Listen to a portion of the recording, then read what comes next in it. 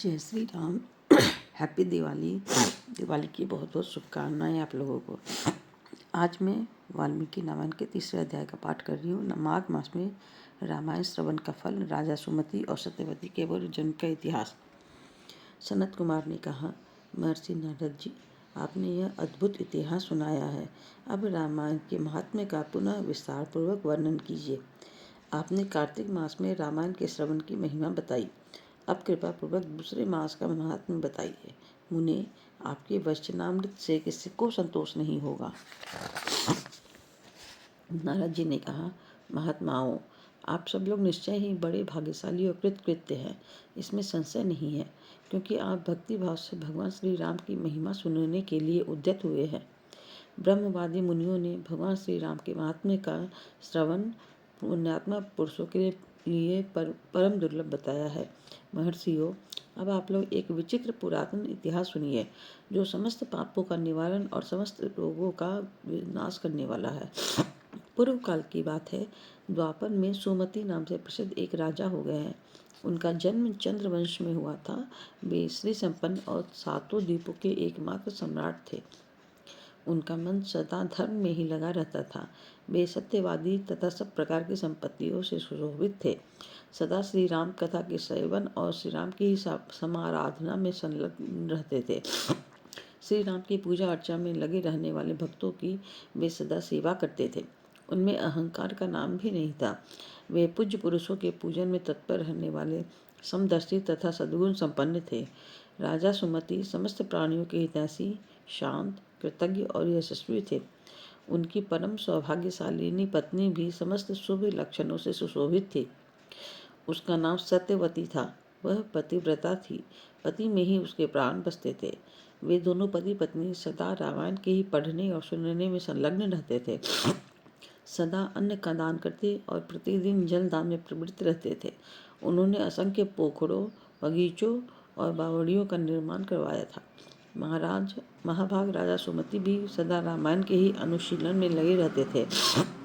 वे भक्ति भाव से भावित हो रामायण को ही बाँचते अथवा सुनते थे। इस प्रकार वे धर्मज्ञ नरेश सदा श्री राम की आराधना में ही तत्पर रहते थे। उनकी प्यारी पत्नी सत्यवती भी ऐसी ही थी। देवता भी उन दोनों दंपति की सदा भूरी भूरी प्रशंसा करते थे। एक दिन उन त्रिभुवन विख्यात धर्मात्मा राजा रानी को देखने के लिए विभांडक मुनि अपने बहुत से शिष्यों के साथ पधारे। मुनिवर विभांडक को आया देख राजा सुमति को बड़ा सुख मिला। वे पूजा की विस्तृत सामग्री साथ ले पत्नी सहित उनकी अगवानी के लिए गए। जब मुनि का तिथि संस्कार संपन्न हो गया और वे शांत भाव से आसन पर विराजमान हो गए, उस समय अपने आसन पर बैठे हुए भूपाल ने मुनि से हाथ जोड़कर कहा।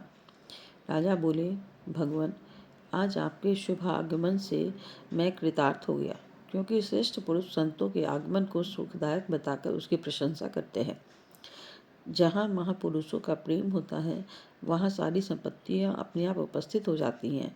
वहाँ तेज, कृति, धन और पुत्र सभी वस्तुएं उपलब्ध होती है। ऐसा विद्वान पुरुषों का कथन है।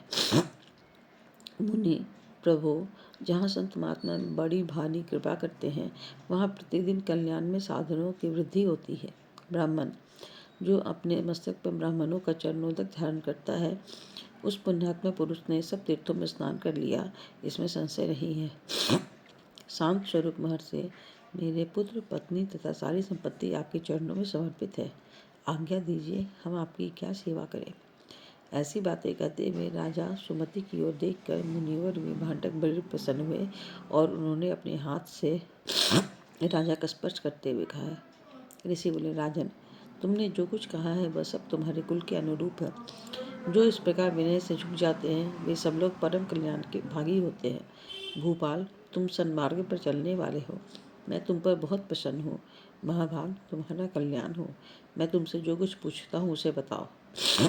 यद्यपि भगवान श्री हरि को संतृप्त करने वाले बहुत से पुराण भी थे जिनका तुम पाठ कर सकते थे, तथापि इस माघ मास में सब प्रकार से प्रयत्नशील होकर तुम जो रामायण के ही पारायण में लगे हुए हो, तथा तुम्हारी यह साध्वी पत्नी भी सदा जो श्री राम की ही आराधना में रत रहती है, इसका क्या कारण है? यह वृतांत यथावत रूप से मुझे बताओ। राजा ने कहा, भगवान सुनिए, आप जो कुछ पूछते हैं वह सब मैं सच सच बता रहा हूँ। मुने, हम दोनों का चरित्र संपूर्ण जगत के लिए आश्चर्यजनक है। साधु शिरोमणि, पूर्व जन्म में मालती नामक शूद्र था। सदा कुमार परिजनता और सब लोगों के अहित साधन में ही संलग्न रहता था। दूसरों की चुगली खाने वाला, धर्मद्रोही, देवता संबंधी द्रव्य का अपहरण करने वाला तथा महापातकियों के संसर्ग में रहने वाला था। मैं देव संपत्ति से ही जीविका चलाता था। गो हत्या, ब्राह्मण हत्या और चोरी करना यही अपना धंधा था। मैं सदा दूसरे प्राणियों की हिंसा में ही लगा रहता था। प्रतिदिन दूसरों से कठोर बातें बोलता, पाप करता और वेश्याओं में आसक्त रहता था। इस प्रकार कुछ काल तक घर में रहा। फिर बड़े लोगों की आज्ञा का उल्लंघन करने के कारण मेरे सभी भाई बंधुओं ने मुझे त्याग दिया और मैं दुखी होकर वन में चला आया। वह प्रतिदिन मृगों का मांस खाकर रहता था और कांटे आदि बिछाकर लोगों के आने जाने का मार्ग अवरुद्ध कर देता था। इसी तरह अकेला बहुत दुख भोगता हुआ मैं उस निर्जन वन में रहने लगा। एक दिन की बात है, मैं भूखा प्यासा, थका मांदा, निद्रा से झूमता हुआ एक निर्जन वन में आया। वहाँ दैव योग से वशिष्ठ जी के आश्रम पर मेरी दृष्टि पड़ी। उस आश्रम के निकट एक विशाल सरोवर था जिसमें हंस और कारंडव नामक जल पक्षी छा रहे थे। मुनीश्वर, वह सरोवर चारों ओर से वन्य पुष्प समूहों द्वारा आच्छादित था। वहां जाकर मैंने पानी पिया और उसके तट पर बैठकर अपनी थकावट दूर की। फिर कुछ वृक्षों की जड़ें उखाड़कर उनके द्वारा अपनी भूख मिटाई। वशिष्ठ के उस आश्रम के पास ही मैं निवास करने लगा। टूटी फूटी स्फटिक शिलाओं को जोड़कर मैंने वहां दीवार खड़ी की। फिर पत्तों, तिनकों और काष्ठों द्वारा एक सुंदर घर बना लिया। उसी घर में रहकर मैं व्याधों की वृत्ति का आश्रय ले नाना प्रकार के मृगों को मारकर उन्हीं के द्वारा 20 वर्षों तक अपनी जीविका चलाता रहा। तदंतर मेरी यह 7वीं पत्नी वहाँ मेरे पास आई। पूर्व जन्म में इसका नाम काली था। काली निषाद कुल की कन्या थी, अविंध्य प्रदेश में उत्पन्न हुई थी। उसके भाई बंधुओं ने उसे त्याग दिया था। वह दुख से पीड़ित थी। उसका शरीर वृद्ध हो चला था। ब्राह्मण, वह भूख प्यास से शिथिल हो गई थी और इस सोच में पड़ी थी कि भोजन का कार्य कैसे चलेगा। दैव योग से घूमती घामती वह उसी निर्जन वन में आ पहुंची जिसमें मैं रहता था। गर्मी का महीना था। बाहर इसे धूप सता रही थी और भीतर मानसिक संताप अत्यंत पीड़ा दे रहा था। इस दुखिनी नारी को देखकर मेरे मन में बहुत दया आई। मैंने इसे पीने के लिए जल तथा खाने के लिए मांस और जंगली फल दिए। ब्राह्मण, काली जब विश्राम कर चुकी तब मैंने उसे उसका यथावत वृतांत पूछा। महामुनि, मेरे पूछने पर उसने जो अपने जन्म कर्म निवेदन किए थे उन्हें बताता हूँ, सुनिए। उसका नाम काली था और वह निषाद कुल की कन्या थी। विद्वान, उसके पिता का नाम दाम्भिक था। वह उसी की पुत्री थी और विंध्य पर्वत पर निवास करती थी। सदा दूसरों का धन चुराना और चुगली खाना ही उसका काम था। एक दिन उसने अपने पति की हत्या कर डाली, इसीलिए भाई बंधुओं ने उसे घर से निकाल दिया। ब्राह्मण, इसी तरह परित्यक्ता काली उस दुर्गम एवं निर्जन वन में मेरे पास आई थी। उसने अपनी सारी करतूतें मुझे इसी रूप में बताई थी। मुने, तब वशिष्ठ जी के उस पवित्र आश्रम के निकट में और काली दोनों पति पत्नी का संबंध स्वीकार करके रहने और मांसाहार से जीवन निर्वाह करने लगे। एक दिन हम दोनों जीविका के निमित्त कुछ उद्यम करने के लिए वशिष्ठ जी के आश्रम पर गए। महात्मन, वहाँ देवर्षियों का समाज जुटा हुआ था। वही देखकर हम लोग उधर गए थे। वहाँ माघ मास में प्रतिदिन ब्राह्मण लोग रामायण का पाठ करते दिखाई देते थे। उस समय हम लोग निराहार थे और पुरुषार्थ करने में समर्थ होकर भी भूख प्यास से कष्ट पा रहे थे। अतः बिना इच्छा के वशिष्ठ जी के आश्रम पर चले गए। फिर लगातार 9 दिनों तक भक्ति पूर्वक रामायण की कथा सुनने के लिए हम दोनों वहाँ जाते रहे। मुने, उसी समय हम दोनों की मृत्यु हो गई।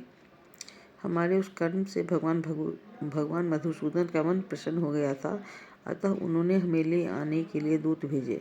वे दूत हम दोनों को विमान में बिठाकर भगवान के परम पद उत्तम धाम में ले गए। हम दोनों देवाधिदेव चक्रपाणि के निकट जा पहुँचे। वहाँ हमने जितने समय तक बड़े बड़े भोग भोगे थे वो यह बता रहे हैं, सुनिए।